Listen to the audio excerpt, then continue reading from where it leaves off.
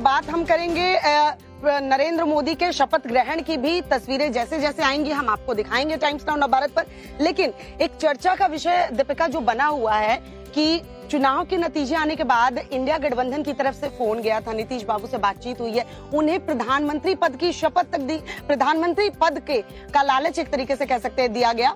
और क्या ये बात सही है? अटकलें लग रही हैं। हालांकि नीतीश बाबू तो इनकार करते हुए नजर आ रहे हैं, लेकिन ये कयास बहुत लगाए जा रहे हैं। केसी त्यागी के इस बयान के बाद जुबानी जंग शुरू हो चुकी है। कांग्रेस और आरजेडी ने इसे मुंगेरी लाल के हसीन सपने करार दिया है, लेकिन हकीकत क्या है, ये खबर जानने के लिए इस रिपोर्ट को देखिए।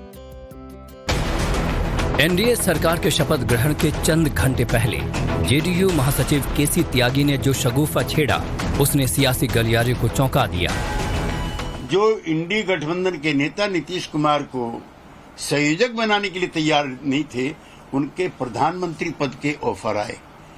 मुझे प्रसन्नता है कि जेडीयू के नेतृत्व ने उनको रिजेक्ट कर दिया। नई सरकार के मंत्रियों के नामों पर जोरदार मंथन जारी था। इसी बीच केसी त्यागी ने कहा कि नीतीश को इंडिया खेमे से पीएम पद का ऑफर आया था।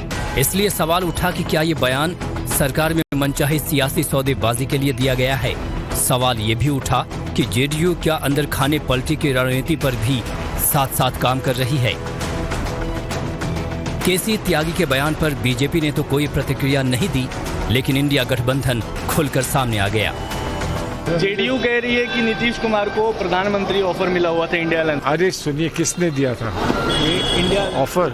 उन्होंने कहा है अगर दिया था तो ले लेना चाहिए था ना। केसी त्यागी जिस ऑफर की बात कर रहे हैं कि इंडिया गठबंधन से नीतीश कुमार को प्रधानमंत्री का ऑफर मिला था, इस पर क्या कहेंगे? पता नहीं, कभी कोई सपना आया होगा। केसी त्यागी के दावे के बीच महाराष्ट्र में भी चर्चा गर्माती सुनाई दी कि एनडीए सरकार के समर्थक रहे अजीत पवार गुट के विधायक शरद पवार के संपर्क में हैं। हालांकि महाराष्ट्र में शिवसेना के साथ सरकार चला रही बीजेपी ने इसे तवज्जो नहीं दी। वो कुछ भी कह सकते हैं, पर कौन किसके संपर्क में ही तो वक्त बताएगा। उनकी सरकार गिर गई थी तब भी उनको पता नहीं पड़ा, और अब क्या होने वाला है वो भी उनको पता नहीं है। महाराष्ट्र में इस साल अक्टूबर में विधानसभा चुनाव होने हैं, तो वहीं बिहार में अगले साल के आखिर में चुनाव है।